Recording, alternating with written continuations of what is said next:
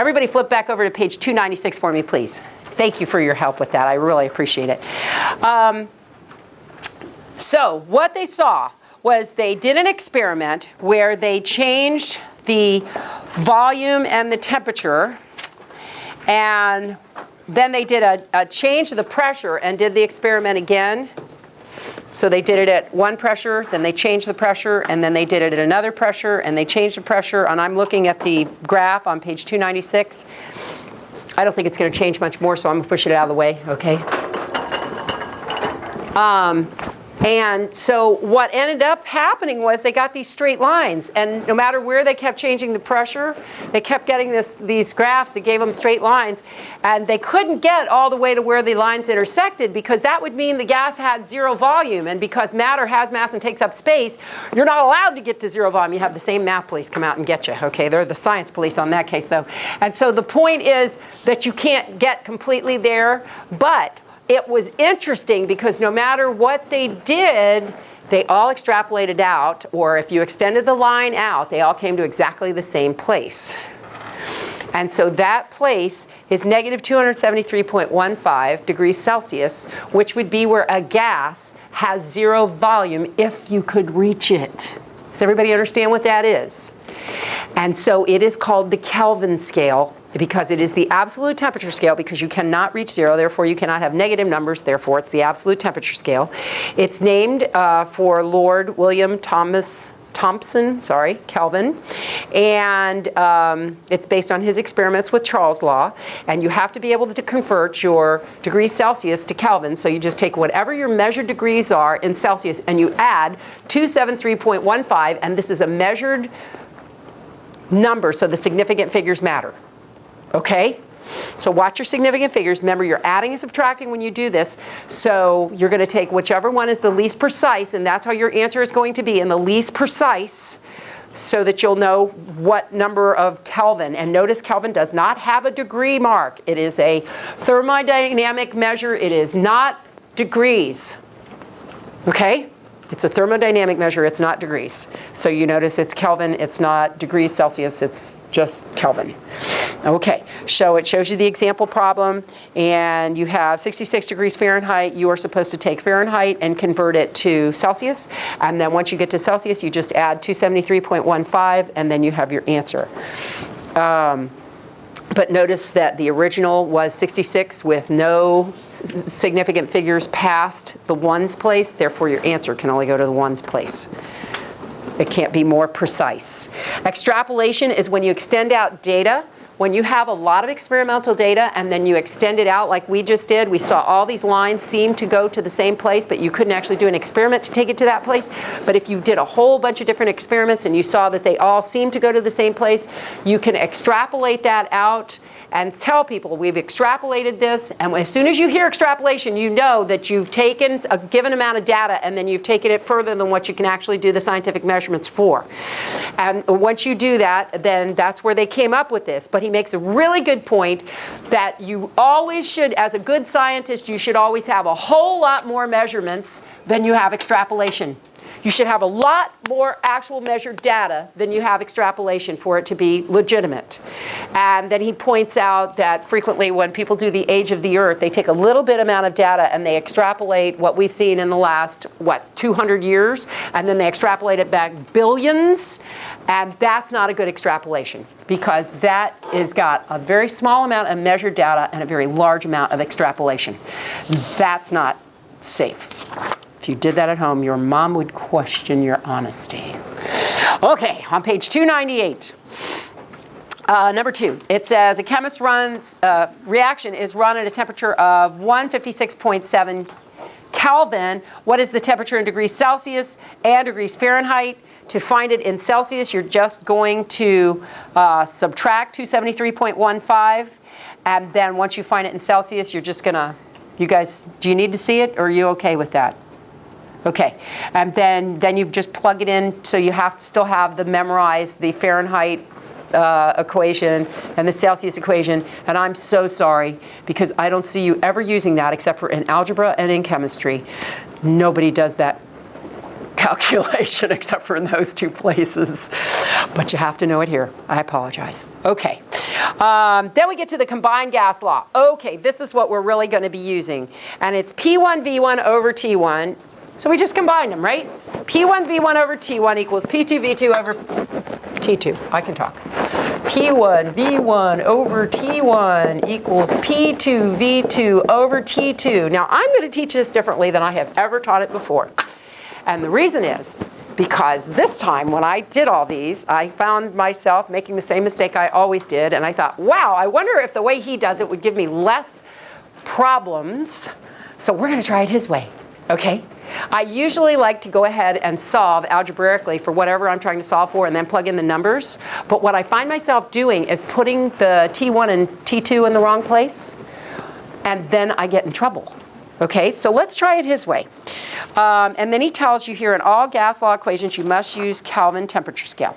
So let's go over to page 300, please. So, a gas is compressed under constant temperature. Well, that's going to make it fairly easy, isn't it? Because if we're under constant temperature, we're just using this, aren't we? We just dropped out the temperature, right?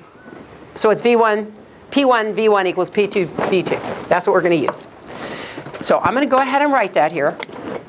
P1 V1 equals P2 V2. Because the temperature, if you want here, I can go like this. But we said we're using constant temperature, so that drops out. Okay, so you can see what's happening. Then it says it starts out with a volume of 150.1 mils and ends up with a volume of 75.6 mils. Its initial pressure is 750 torr. What is the final pressure? Okay, so we're just going to plug in, you know what, so I'm not going to say equals. We're just going to plug in. So the first thing we have is V1. So I'm going to put here 150.1 mils. And then it ends up with, now I'm going to go to V2. 75.6 mils. And then the initial pressure is 750 torr. And so we are looking for the final pressure, right? This way, I'm more sure that I'm putting my numbers where they belong. That's why we're going to do it this way instead of the way I normally do it, which would be to solve for P2 and then play games. Okay, so now it's very easy for me to see that P2 is going to be, hang on, P2 is going to be 750 times 150.1 divided by 75.6, isn't it? Yes. I'm confused about where you do the significant figures here. So like good. Okay, we have, hang on, this is given to us. We have two significant figures here. We have 4 here. We have 3 here. Because we're multiplying, dividing, our answer has to be in two significant figures. Okay, good. Like I wouldn't do any. So if after I multiply 750 and 150.1, I don't do the significant figures until after I divide by 75.6. Right. Okay. Do the whole thing. What you'll come out with in your calculator is 1489, and that will be torr. But when you look at this and go, okay, I have two significant figures, my answer has to be 1500 torr. Or you could write it as 1.5 times 10 to the third if you chose to. Either way, you should have two significant figures. Absolutely, very, very good question. Because significant figures are going to really become weird in this chapter. Because when you're doing your temperature, you got to add and subtract. So you got to watch precision. And then when you do the rest of it, you're multiplying and dividing. So then you're just going to count them. Okay, so let's do the next one. Number 4, a balloon is floating on the surface of the lake. Its volume is that, its pressure is that, its temperature is that. When you pull it there, the pressure becomes that, the new volume is that, and the temperature at the bottom of the lake. That's what you're looking for. Okay, so we have P1 V1 over T1 equals P2 V2 over T2. Let's just start filling stuff in. So the volume, the initial volume, we are given as 3.91 liters. And its initial pressure is 1.09 atmospheres. Watch your dimensions. Make sure everybody's the same. And its temperature, T1, equals 28.4 degrees Celsius. You just immediately go plus 273.15, which is going to give you, let's see. Do I have it here? There it is. 301.6. Now look, this only goes to the 10th place, so your answer can only go to the 10th place. That's where you watch your significant figure there. Now that you have T1, you're going to put it in. 301.6 K. Okay. Now you go to P2. It tells us the pressure at the P2 is 3.70 atmospheres, much higher. Its new volume is 1.09 liters. And we want to know what the temperature is at the bottom of the lake, right?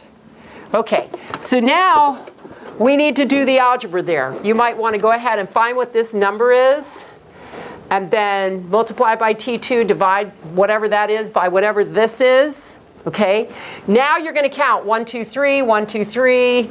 Everybody seems to have at least 3 significant figures, so my answer is going to be in 3 significant figures.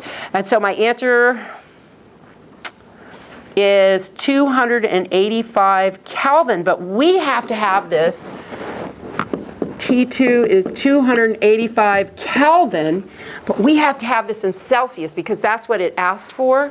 So we're going to take that and subtract 273.15 from it. And so my answer is actually going to be 12 degrees Celsius.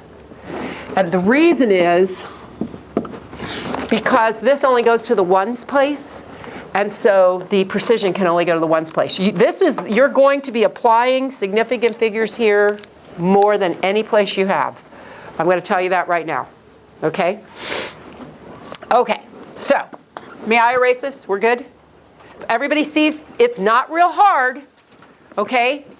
Are you okay with this part? Leaving it like that? And then, get a number here. And then get a number here. You know what you may want to do? Multiply this, divide this whole thing back over here, so and then do it. Because then you'll see that the atmospheres will leave, that the liters will leave. You'll be left with Kelvin. And once again, you'll know that you need 3 significant figures, so that would be your answer. But then to convert that to Celsius, you're going to subtract that, and you've got to keep this to the ones place because you're adding or subtracting. Are we okay? All right.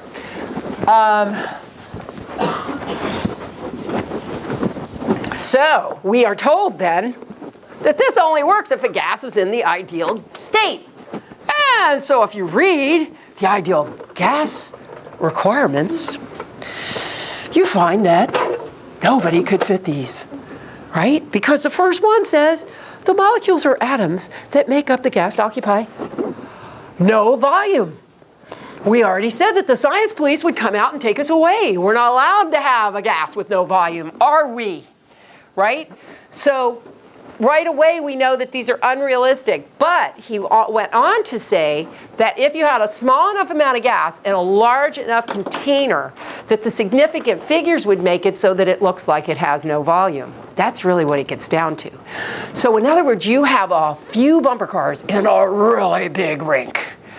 And that would be to get to this ideal situation. It says the molecules or atoms that make up the gas are not attracted to each other, and that the collisions that occur between the molecules and atoms that make up the gas are elastic, which means no energy is lost in such a collision.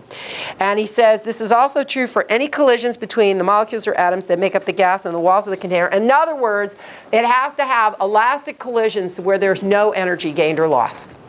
That's what it's saying.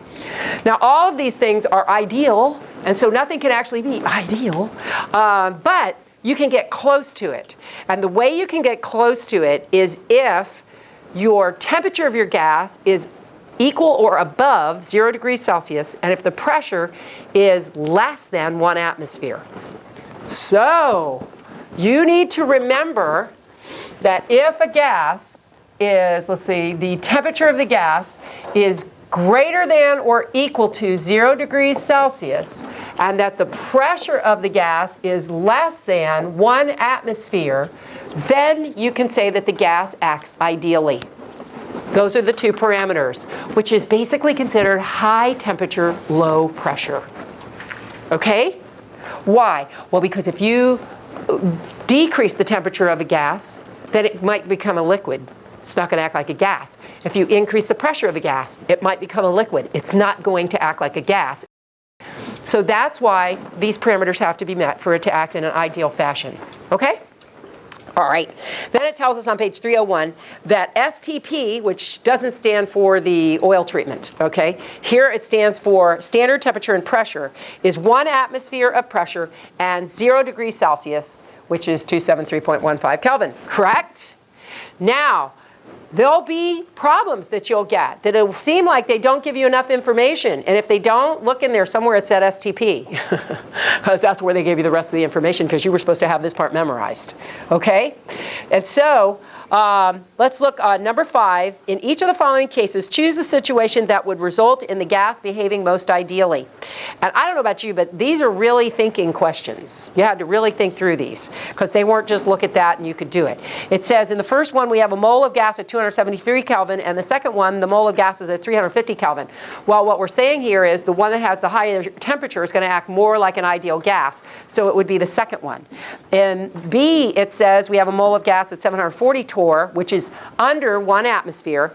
And then the second one, we have a gas at 1500 torr, which is over 1 atmosphere. And so you don't want the one at high pressure, so the answer is going to be the first one. Okay? C, 1 mole of gas is a very small container, and then the other one's a very large container. Obviously, it's going to be in the large container, because that's going to give us the volume we need so that the guys can move around and act like they really don't have volume. And then D, 1 mole of hydrogen gas or 1 mole of a much larger gas, and one of those two would be the smaller of the two gases, because then it would take up less volume in a given space, and therefore it would act more ideally. So you really have to be able to think through these problems to answer his questions on these. Once we determine if a gas is ideal, then we get to the ideal gas law. And the ideal gas law is given to you on page 302. And the ideal gas law, you have to memorize, is PV equals nRT. And the way I have that memorized is like a rap. PV equals nRT. Okay? There it is. So you remember it any way you want to, but that's how I have it memorized. PV equals nRT. And that's what it is. P is pressure, V is volume. You guys tell me, what's N? Very good. The number of moles. You knew the stoichiometry had to come in here somewhere, didn't you? Right? R is this wacko number that he has there. And T is temperature in what? Temperature in what? Kelvin. Thank you. It's got to be in Kelvin in this entire chapter. Anything you do with gases, the temperature has to be in Kelvin. Remember that. And notice R is, you have to have this memorized. And sorry, he only gives you 1 in this book. In his original book, he gave you 2 that you had to memorize. They're 2 different R's. I'm so glad he didn't do it here. And so it is 0.0821 liters, atmospheres per mole, Kelvin. And I don't know about you, but I have trouble remembering all the little parts of the dimensions. So LATM kind of almost looks like Latin, doesn't it? If you write it fast. So that's how I remember who goes on top. It looks like Latin's on the top. Okay? The L atmospheres is on the top, so the moles Kelvin is underneath. All right. And he shows you another, the physics use a different R, but we will not be playing with that. Thank you, Jesus. Okay, so, and then he tells us why this is so important. And PV equals nRT, the ideal gas law, is extremely important, because let me ask you a question. If you went into a lab, can you just measure out a gas like you do everything else? No. Can you just figure out its molarity like you can everything else? No, you can't do a titration or something. You know, we haven't learned titrations yet, but you will. But there's ways to do it with liquids. There's ways to do it with solids, because you can weigh it and then take its, molar mass and figure out how many moles there are, right? Or, you can figure out concentration, and you know that's moles per liter is the molarity, and you can figure out the moles. How do you do that with a gas? Come here, dude. no, back here. You know, it's hard, right? You can't weigh it. You can't figure out its concentration very easily. You can't make it stay in one place very well. It's hard to deal with. So PV equals nRT is very, very helpful because if you can figure out the pressure, which you can measure, you figure out the volume of your container, which you can measure, you figure out the temperature, which you can measure in Celsius and then convert to Kelvin. Oh, and you got R, you have it memorized because some mean person made you. You can figure out the moles, can't you? And why would we want to figure out the moles?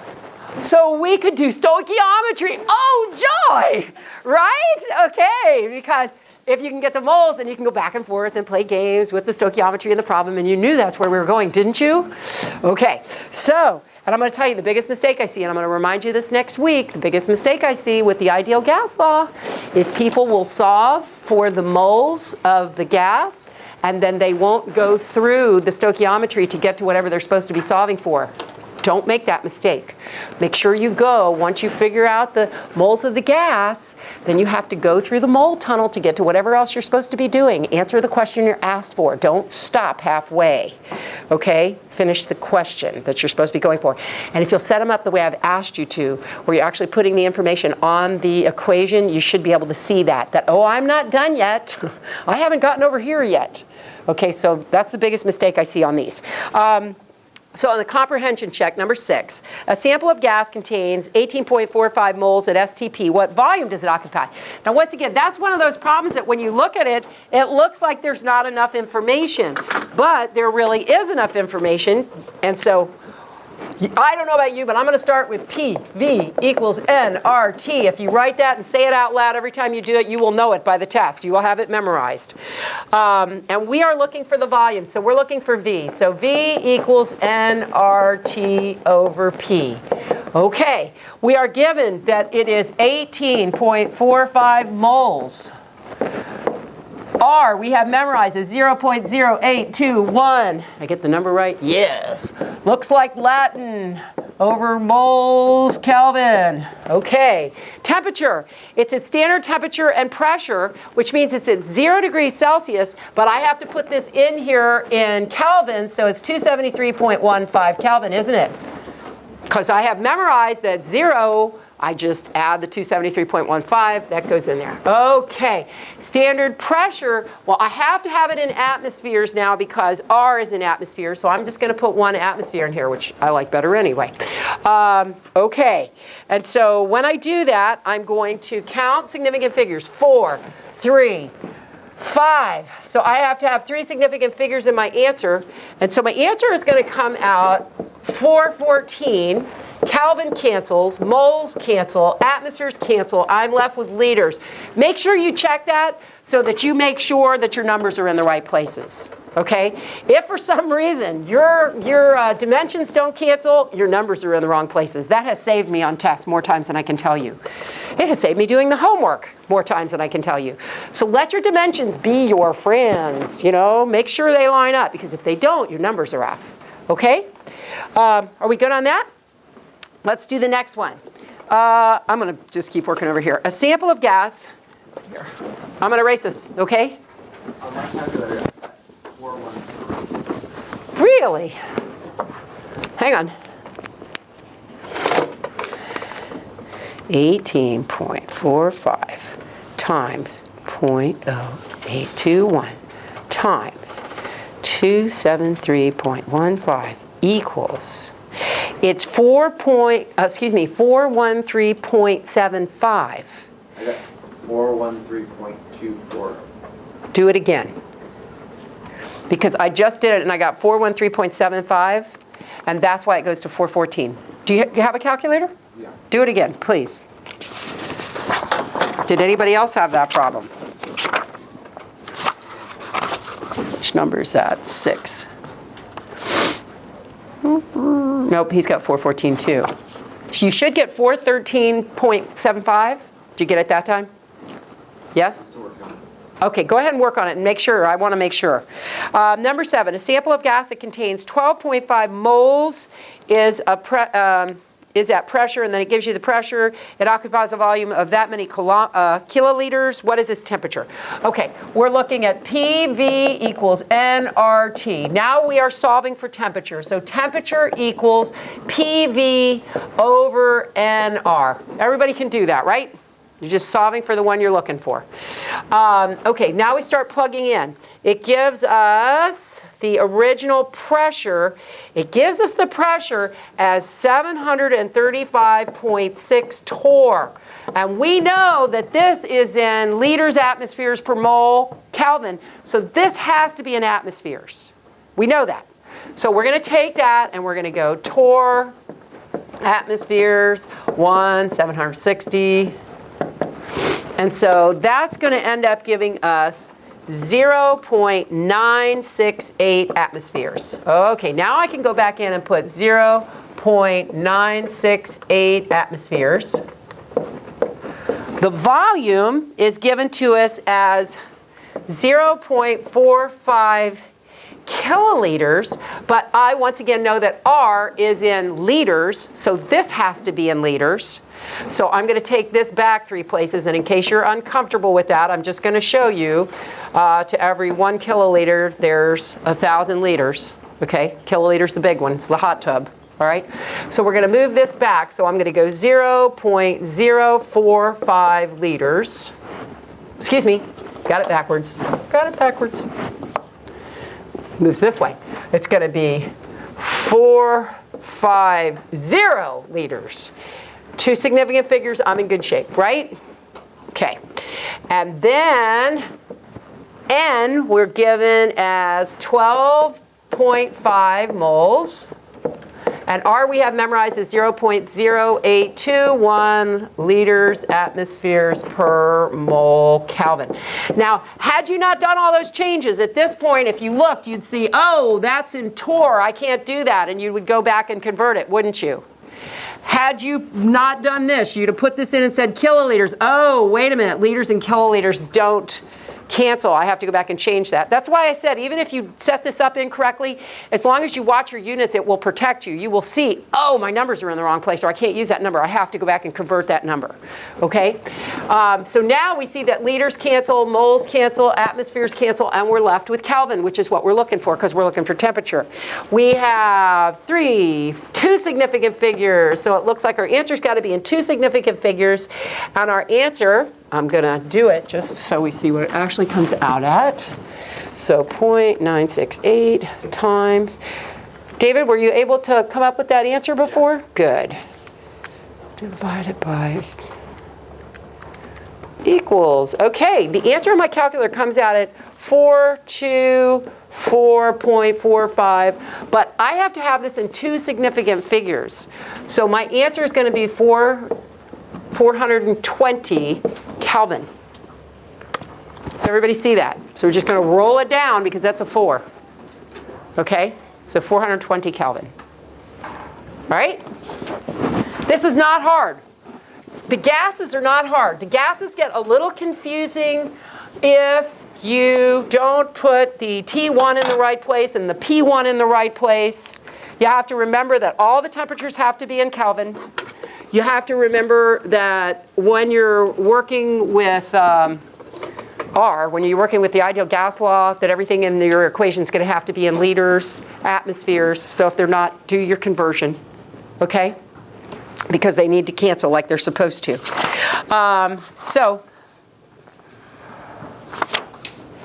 Yep, you read farther than this. Let's do it. Let's go over to page 306. A chemist is making ammonia gas according to the following equation. So we have N2. Oh, what did I skip in there? What I skipped in there was when you're going stoichiometry-wise from one gas in an equation to another gas in an equation, and he went through the work in there. We don't have time to go through it or you'll be late for lunch. The moles will actually end up being the same as the liters. Okay, so you can use the stoichiometric coefficients to go back and forth within from a gas to a gas. Just like you would moles, you can use the stoichiometric coefficients and go from liters of a gas to the liters of another gas. You read this, right? So you know what I'm talking about. And he called this Avogadro's law, and it's interesting to me that in the other textbooks it's called Gay-Lussac's law. Not sure why. Okay, but I guess it's based on Avogadro's work, and that's why it's called Avogadro's law here. All right, and on page 305 it says, when all substances of interest are gases, as long as the pressure and temperature remain the same, the chemical equation gives you the relationship between the volumes of those gases. So the stoichiometric coefficients can be used just like volumes. All right, so back to this. We have N2 gas plus 3H2 gas yields ammonia gas. Okay, here's our equation. It says she starts with 150 liters of N2, so we have 150 liters of N2. We have excess H2, and this whole thing is at STP. What is the volume of NH3? Well, this one is actually super easy, isn't it? You don't need STP, do you? Well, you need to know that they're all staying the same, so I guess that's why he's saying it. But this one, you just do the 150 liters of N2 times line, liters of N2 to liters of NH3, just like you do stoichiometry. This 2 gets to here, this 1 gets here, and you're done. 300, make sure it's in 4 significant figures, liters. It's just that simple. Okay, let's do the next one. Once again, Avogadro's law. Also, you'll hear it, Gay-Lussac's law at some time. Number 9, a chemist is making hydrogen gas by this following reaction. Okay, if he has excess zinc at 850 mils of 5 molar hydrochloric, what volume of H2 will you have at STP? Now, I don't know about you, but if I read that problem and I didn't know to take this one bite at a time, I would like hyperventilate and die. Who knows? Who cares? You know what I'm saying? Because it just looks so scary, but it's really not. So don't be afraid, okay? So let's just take it one little bite at a time, because you guys know how to do this, and that's what's so cool. But you got to take it one bite at a time.